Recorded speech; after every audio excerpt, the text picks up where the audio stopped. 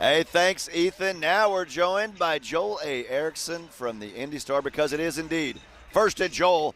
First things first, Daniel Jones reports about how severe the leg injury is, questions, concerns, but he's out there practicing. What do we know about the QB right now? Yeah, obviously there's the reported fractured fibula. Haven't necessarily been able to confirm that with either the team or Jones' representation, but there's not really that many things can happen to a fibula if you think about it.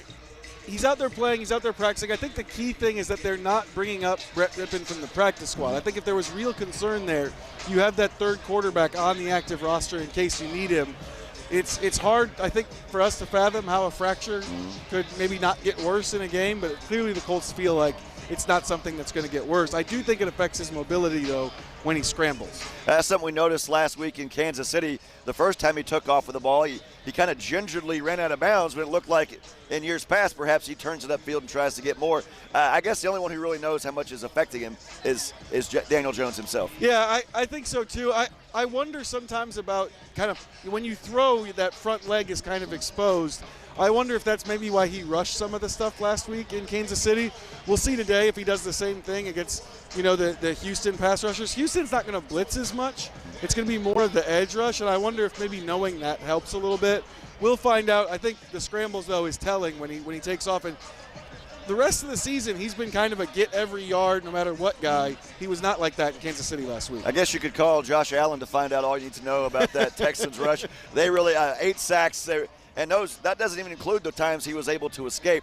So do you think that's the biggest challenge they face today? And how can they offset that maybe with doing some different things offensively than leaving him exposed? Yeah, I think the biggest thing is they've got Danielle Hunter, they've got Will Anderson. I know the Colts respect them as probably the best edge tandem in the game. I think you leave those tight ends in, Tyler Warren, and have them chip them on the way out. I think the other thing, Buffalo's receiving core is not very good. It's just not a very talented receiving core overall. I don't think they were winning very well on the outside. I think Alec Pierce, Michael Pittman Jr., Josh Downs, they got to win early and give Jones outlets so he doesn't have to pull it down and hope somebody's going to come open later. Because we saw with Josh Allen, if you do that, they're going to hunt you down. We're often the conduit for the fans and their feelings. And last week after the game, I got a ton of posts. Run the ball. Where's Jonathan Taylor? Well, he didn't have a very productive day. He had the one big run. Other than that, they really kept him in check. What can they do to change that today and maybe get him looking more like the guy that people were talking maybe about the MVP this year? Yeah, I think if you watch that game back and you look at it, Shane Steichen doesn't usually give us a lot of X's and O's. He said that there were a lot of backer run-throughs. There were a lot of linebackers they missed. And that's something that they're going to have to fix to give him the chance to get past the line of scrimmage. All right, quickly now, let's get to Joel A. Erickson's keys to the game against the Texans. Well, number one, close off that second level. That's usually Tanner Bortolini. That's the guards. Don't let those linebackers kind of press the line of scrimmage. Give JT some room to get going. Number two, you got to chip those edges. You got to get in them. Don't just leave it to Ryman and Smith. Get on top of those guys. And then the last one, check Nico Collins. They've got Sauce Gardner. They've got Charvarius Ward. He's a guy who's torched the Colts in the past. They didn't have corners like this, though.